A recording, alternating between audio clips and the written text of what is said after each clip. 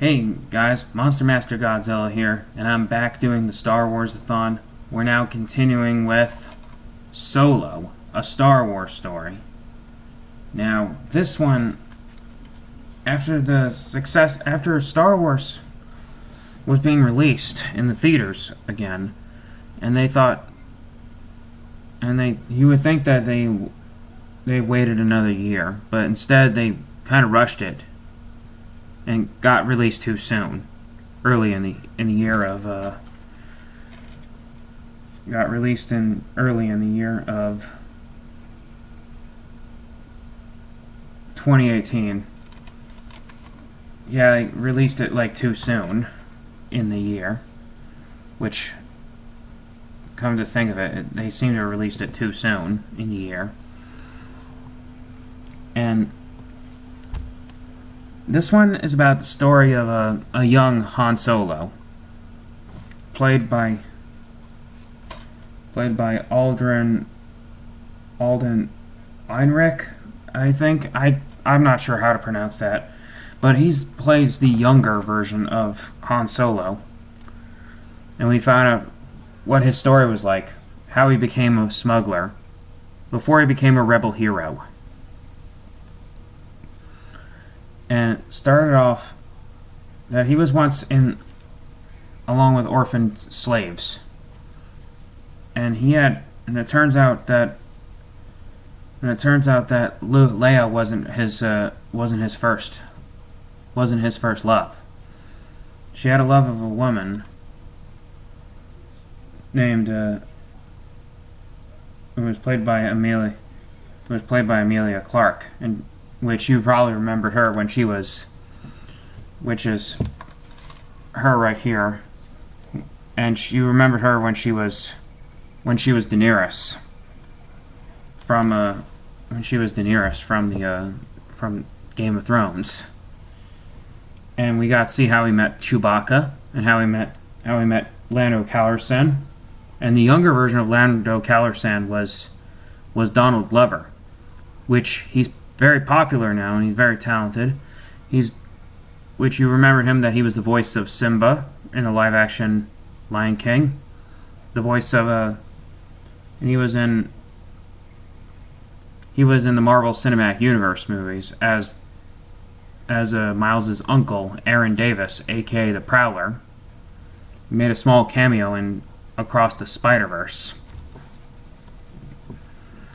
And for the first time, which is quite an interesting milestone, is that Solo, a Star Wars movie, is directed by Ron Howard. And as another surprising actor to make an appearance in Star Wars was Tobias Beckett. I mean Woody Harrelson, who plays Tobias Beckett. And Woody Harrelson, which you remembered he was in stuff like Natural Born Killers, the Zombieland, Hunger Games, and recently Venom, Let There Be Carnage. And now, Woody Harrelson is really awesome in this one. He plays Han Solo's mentor, a fellow smuggler. And he starts out like being a good guy in the very beginning, and later becoming a bad guy, switching sides. Which that is pretty much Woody Harrelson, how he was in film. That he's been a good guy. In film, he's been a good guy. He's played a bad guy. And now he's playing a character who plays both a good guy and a bad guy. Starting out playing the good guy in the beginning, and then later becoming a bad guy, switching sides, being a smuggler. And that's one thing about being a smuggler, that you can't trust anybody. Is that what he was told?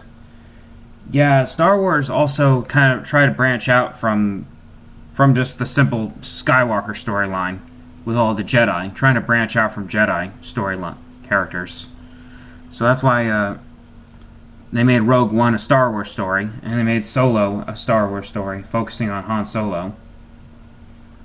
And remember Chewbacca's family, which was seen on the holiday special? Well, they're now canon to Star Wars lore. So they had a funny moment where when old Han and where Han and Chewbacca first met, when they first interacted, he says, "I speak little Wookiee," and they mentioned, and then when Chewbacca mentions his age, he says, "Wow, you look great." Didn't think about because they said that because Chewbacca is like over 200 years old. Is explained to be over 200 years old, and Wookiees can live to be hundreds of years old, and he didn't look 200 years old. And surprisingly, and also one of the bad guys was played by Paul Bettany, who I met at Dragon Con, but which you remember him, he was the Vision in Avengers Age of Ultron, as well as the rest of the Marvel Cinematic Universe movies. And there's and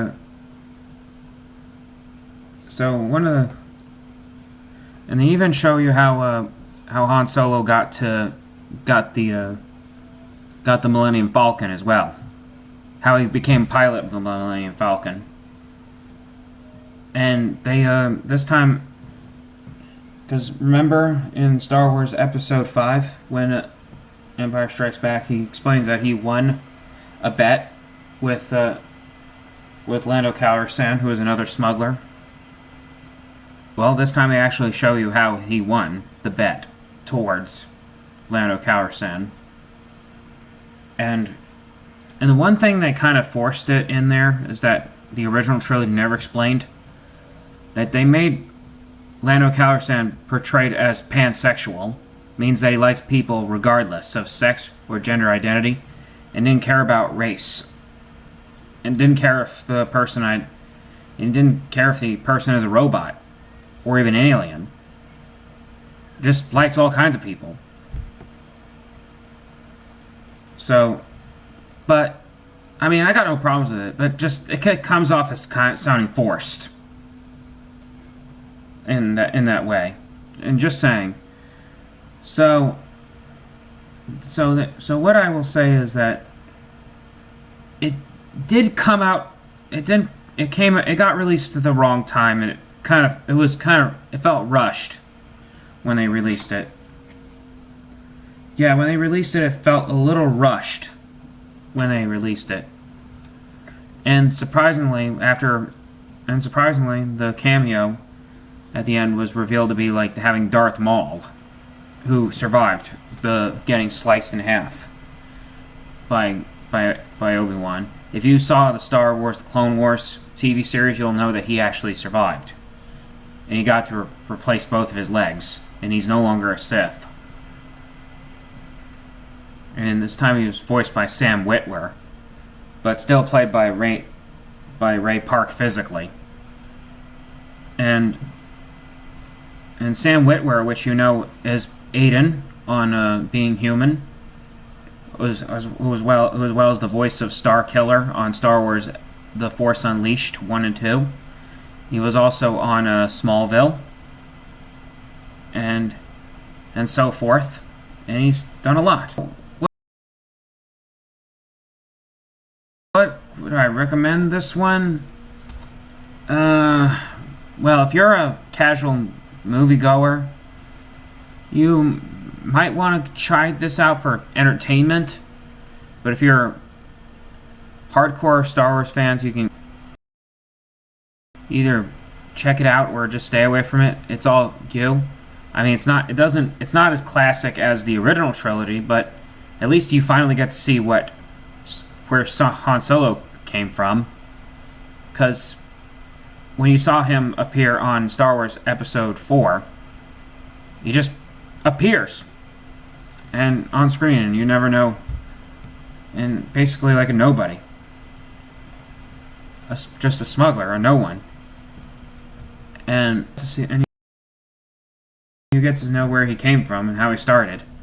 Also, like Rogue One, it was disappointed that there was no text scroll, but they had a prologue text in there, but which is close enough. But I still prefer Star Wars with a text scroll. And so anyway, that's all I have to say, folks. If you're a casual moviegoer or hardcore Star Wars fan, either stay away from it or give it a look. It's all on you, folks. And that's all I have to say, folks. And next up, we'll be checking out Star Wars Episode 9, The Rise of Skywalker, and we will wrap up the Star Wars-A-Thon. And that's all I have to say, folks. And as always, stay awesome, my Monster Masters and Star Wars fans. And I'll catch you later. Bye.